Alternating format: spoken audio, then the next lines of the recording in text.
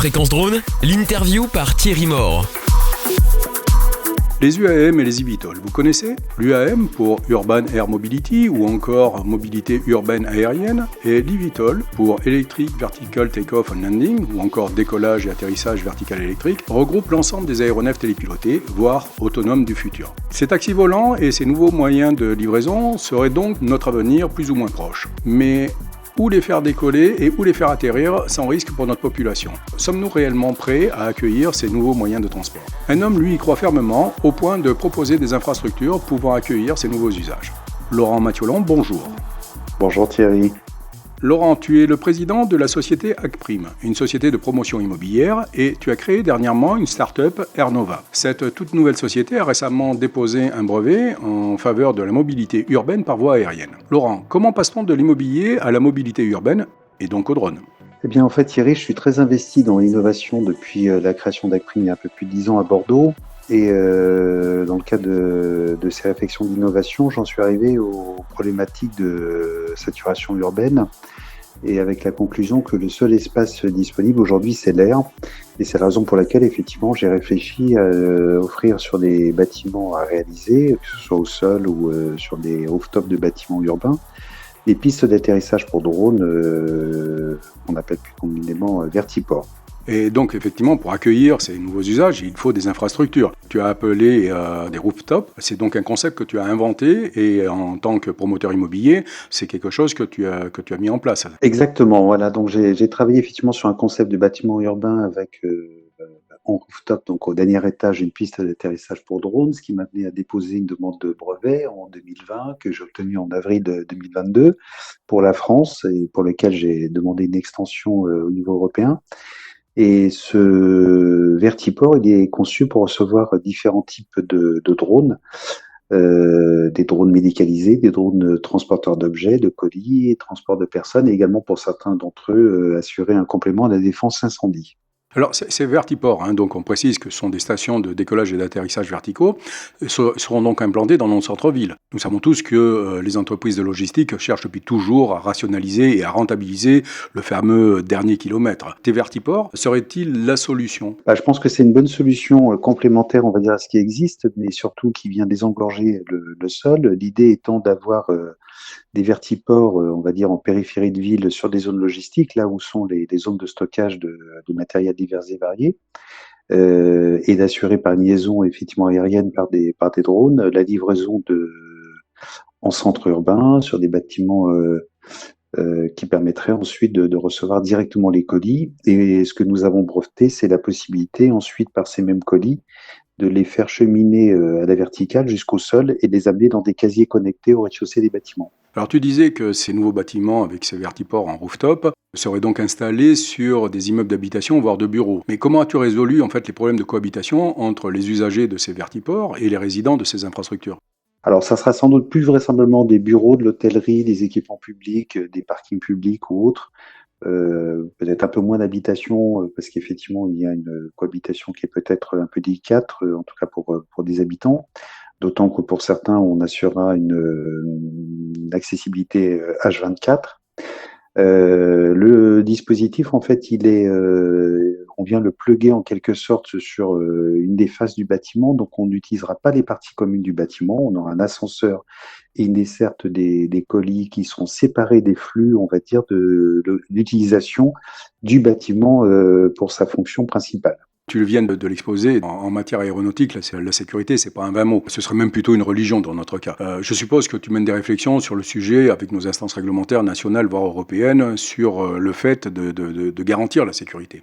Quels sont leurs sentiments à ce sujet par rapport à ces vertiports? Alors, moi, je suis un acteur, effectivement, depuis 4 ans dans cette nouvelle activité. Donc, ce que j'observe déjà, c'est qu'effectivement, la réglementation avance dans les réflexions, notamment par la Commission européenne, puisqu'il y a un pré-rapport qui a été publié il y a quelques mois qui commence à définir, on va dire, à la fois les conditions de décollage, atterrissage, mais également les prémices de la réglementation des couloirs aériens entre deux vertiports.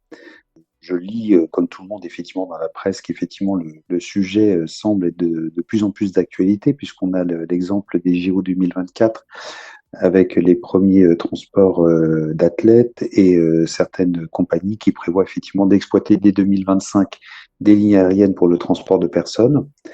Voilà, donc je suis tout ça, mais j'ai le sentiment qu'effectivement les choses s'accélèrent depuis peu de temps et qu'on est sans doute tout proche effectivement d'une réglementation en France permettant effectivement le vol commercial de différents types de drones.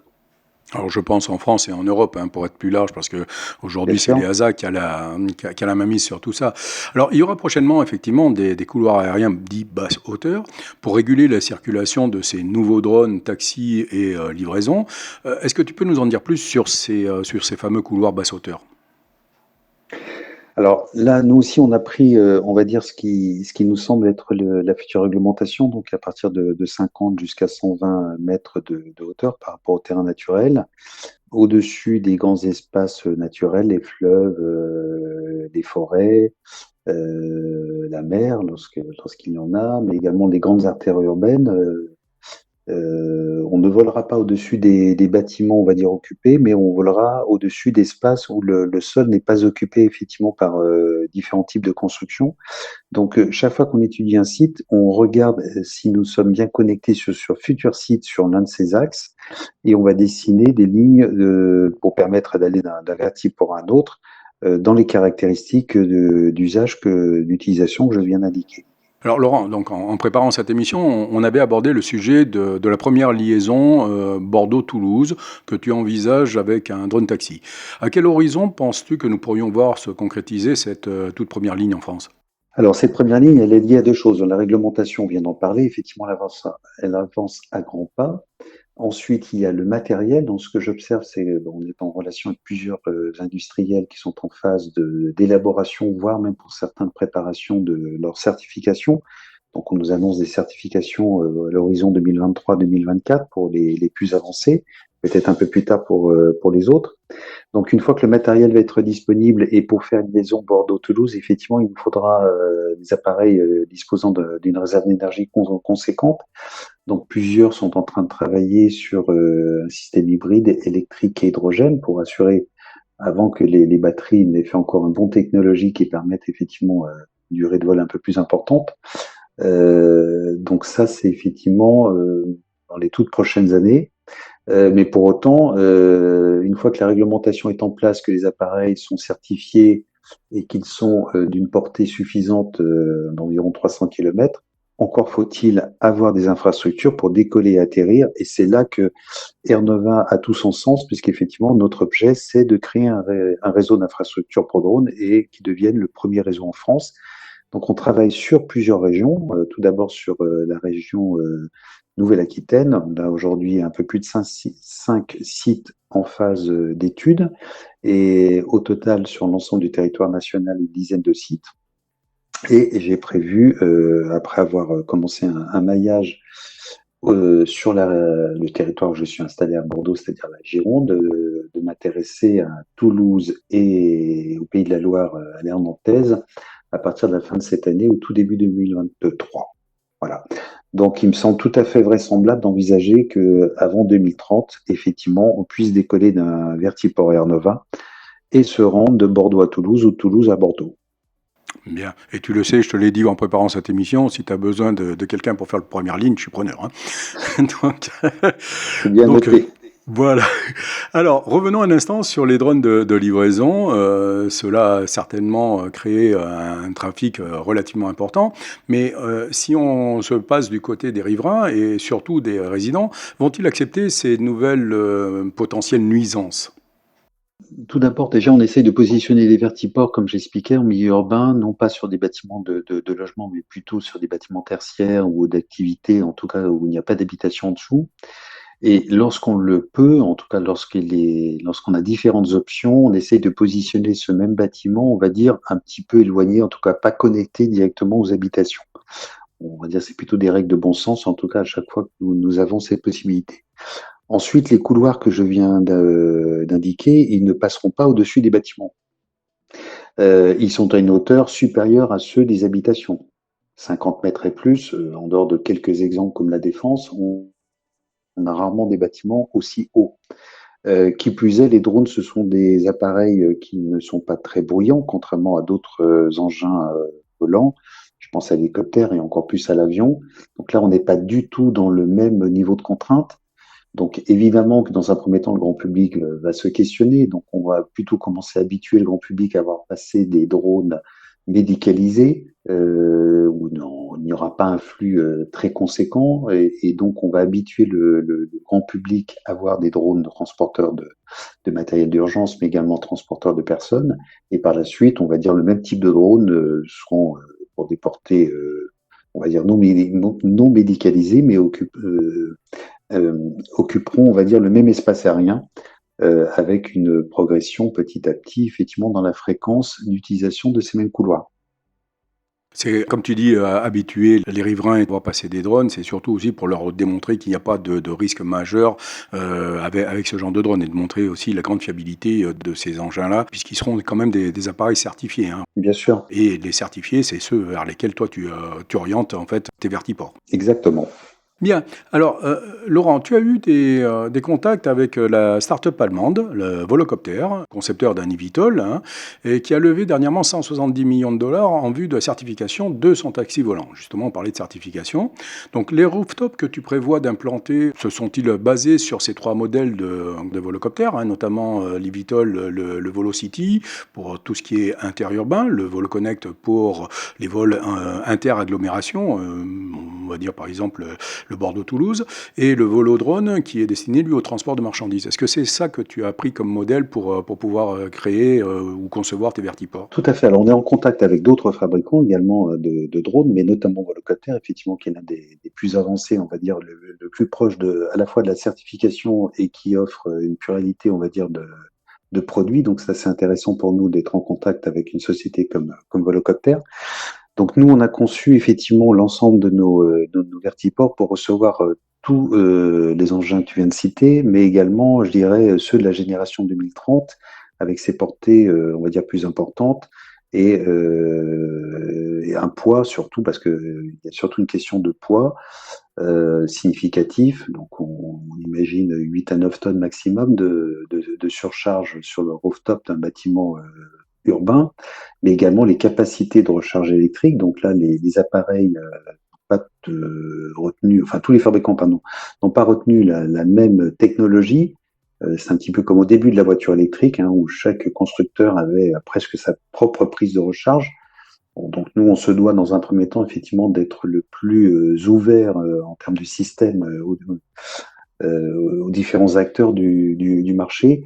Bon, je pense que après les premiers vols et la première décennie d'exploitation, il y aura sans doute, ne serait-ce qu'au titre européen, on le voit bien avec le smartphone, mais également la voiture électrique, un système. En tout cas, on ira vers non pas un système unique, mais en tout cas, on sera sans doute amené à réduire un petit peu la diversité des dispositifs de recharge. Bon, le poids, quel que soit l'appareil, c'est la même constante. Par contre, la recharge électrique, effectivement, c'est quelque chose qui est sans doute amené à se rationaliser au fil du temps. Alors, dis-moi, les drones de livraison auront certainement plus de rotation que les taxis volants. D'ailleurs, c'est un peu ce que tu as dit au début de cette interview. Mais quel concept as-tu envisagé sur tes constructions immobilières pour une distribution facile de ces marchandises? Parce qu'elles sont par nature de taille, de masse différentes. Absolument. Donc, dans le brevet qu'on a obtenu, on a en fait conçu un bâtiment où le drone transporteur de colis de quelque taille que ce soit, enfin, on va dire jusqu'au colis qu'on imagine aujourd'hui 200-300 kilos, un système totalement automatisé. Donc, on n'a pas besoin de présence humaine pour acheminer ce colis jusqu'au rez-de-chaussée du bâtiment. Donc, on aura des bras articulés qui vont venir récupérer les colis. Ensuite, on descend dans une goulotte, on va dire verticale automatisée, et on a un autre bras articulé, pardon, au rez-de-chaussée qui va venir redistribuer ces colis dans des casiers connectés au rez-de-chaussée de bâtiment. Ce qui fait qu'un particulier pourra, avec son smartphone, déclencher l'ouverture du casier et récupérer son colis. Un livreur du dernier kilomètre avec son vélo cargo électrique viendra chercher un colis peut-être de taille un peu plus importante. Mais ce qui est intéressant, c'est qu'on a prévu également le même système dans l'autre sens. C'est-à-dire sur chaque site, on pourra non seulement recevoir, mais on pourra également expédier. C'est tout l'intérêt, on va dire, de notre maillage pour pouvoir effectivement faire acheminer ces mêmes colis Il suffira que l'usager, on va dire, commande auprès d'un transporteur effectivement l'arrivée d'un drone, vienne déposer son colis dans le casier connecté et cheminement inverse, remonter du colis jusqu'au rez-de-chaussée, jusqu'au rooftop du bâtiment, et le drone viendra chercher ce même colis pour l'emmener sur un autre vertiport Air Nova. Nous arrivons doucement à la fin de cette interview, malheureusement, on aurait tellement de questions encore à te poser, mais voilà, j'ai pris moi pour habitude sur justement les dernières questions ou le dernier moment de ces interviews de laisser la parole à notre invité. Est-ce que toi tu souhaites ajouter une information, un message à l'attention des auditeurs de Fréquence Drone ? Le message que je voudrais délivrer, c'est déjà que je suis passionné tout comme vous. Je me suis investi fortement au titre d'abord de la société de promotion avec plusieurs centaines de milliers d'euros dépensés, investis plutôt en recherche et développement. J'ai décidé de créer cette société, de commencer un maillage et donc pour accompagner notre développement, j'ai lancé une levée de fonds pour Air Nova de 3 millions d'euros. Cette levée de fonds, elle s'adresse aussi bien aux business angels, aux fonds d'investissement, plutôt dédiés aux infrastructures, mais également de grands industriels du secteur qui souhaiteraient nous rejoindre dans ce développement en vue de faire Air Nova le premier acteur en France en infrastructure pour drones.